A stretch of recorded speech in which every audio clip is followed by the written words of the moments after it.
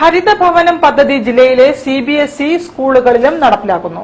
CBSE അധ്യാപകർക്കുള്ള ഹരിത കേരളം ശില്പശാല ജില്ലാ panchayat vice president P. Gavas ഉദ്ഘാടനം ചെയ്തു.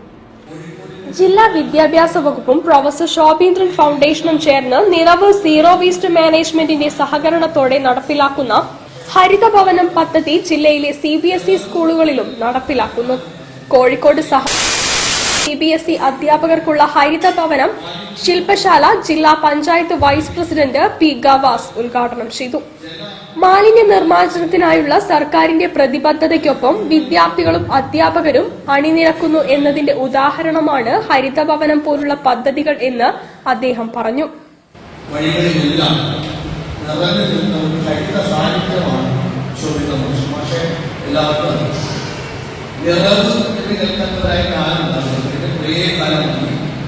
കോഴിക്കോടിനെ മാലിന്യമുക്തമാക്കാൻ പ്രത്യേകിച്ചു നമ്മുടെ ജലമാർഗങ്ങളെ കൂടി പരിസ്ഥിതിയുമായി ബന്ധപ്പെടുത്തി കൊണ്ടുപോകുന്നു. കനോലി കനാലിനെ കൊണ്ടുപോകുന്നു. അൽ ഹറാമിൻ സ്കൂളിൽ നടന്ന ചടങ്ങിൽ പ്രിൻസിപ്പൽ ഡോക്ടർ സലീൽ ഹസൻ അധ്യക്ഷനായി.